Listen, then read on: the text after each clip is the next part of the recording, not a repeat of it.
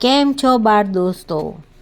આજે હું સરસ મજાની ફૂંફૂ બાપાની વાર્તા લઈને આવી છું.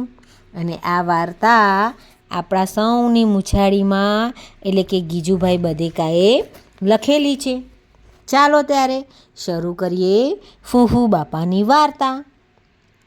એક હતો બ્રાહ્મણ, એને એક દીકરો હતો. બાપ દીકરો એક દિવસ પરગામ જવા નીકળ્યા. રસ્તામાં બંને ભૂલા પડ્યા. ચાલતા ચાલતા મોટું જંગલ આવ્યું. તેમાં એક ડાકણનું ઘર હતું. બંને જણાને ખૂબ ભૂખ લાગી હતી.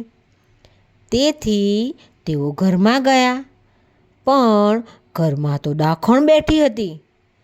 બંનેને ભારે બીક લાગી.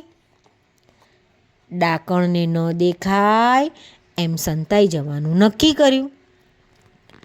બાપ દીકરો ખૂણામાં એક કોઠી પડી હતી, તેમાં સંતાઈ ગયા.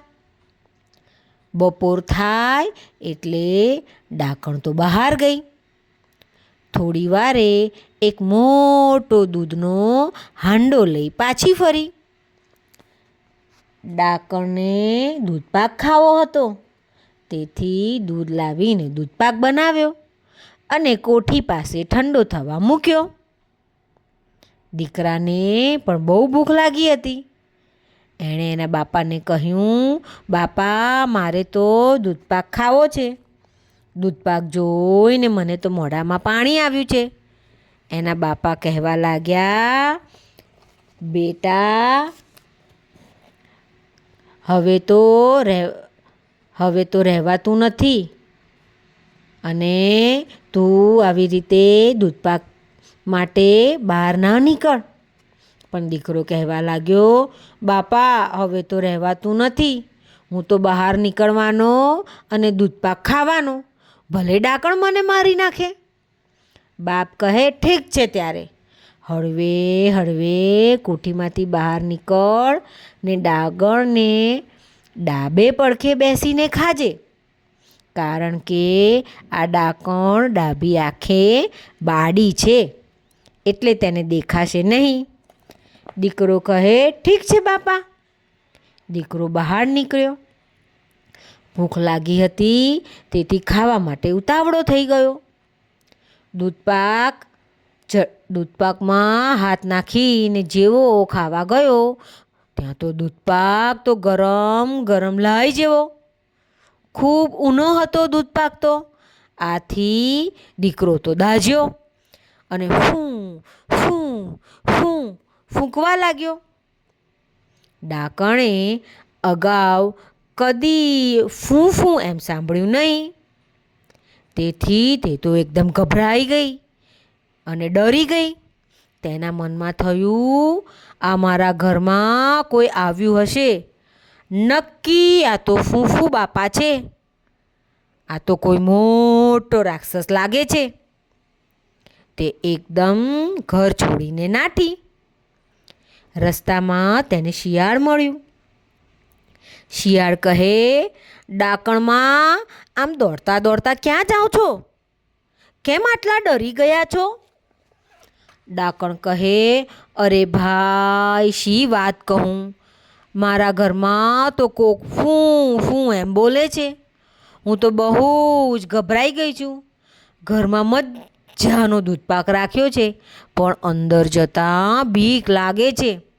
શિયાળ કહે, અરે માડી, એમાં બીવો છો શું? ચાલો, હું તમારી સાથે આવું. ડાકણને ઘરે તે કોઈ કોણ હોય? તમારાથી તો સૌ કોઈ બીવે. ડાકણ અને શિયાળ પાછા ચાલ્યા. બંને ઘરમાં આવ્યા. શિયાળે ચારે બાજુ જોયું તો કોઈ દેખાયું નહીં. તો કોઠી પાસે કે ઘરમાં એને કોઈ દેખાયું નહીં. માત્ર કોઠીમાંથી જ ફૂં ફૂં અવાજ આવતો હતો. દાઝેલો દીકરો હજી ફૂંક મારતો હતો. આથી કોઠીમાંથી ફૂં ફૂં અવાજ ચાલુ જ હતો. શિયાળ કહે, કંઈક લાગે છે ખરું, પણ મને તપાસ કરવા દે. એમ કહીને શિયાળ કોઠી ઉપર ચડ્યું અને તેમાં ઉતરવા લાગ્યું. કોઠીમાં શિયાળની પૂંછડી ગઈ એટલે બાપે તો જોરથી પૂંછડી ખેંચી અને પૂંછડીને આંબળી.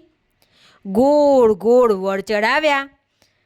શિયાળે તો ચીસ પાડવા લાગ્યો અને પછી તો કહે, બાપ રે, કોઠીમાં તો કોઈ આમળિયો બાપો લાગે છે. ભાગો રે ભાગો, આ તો ફૂફુ બાપનોય મોટો બાપો લાગે છે.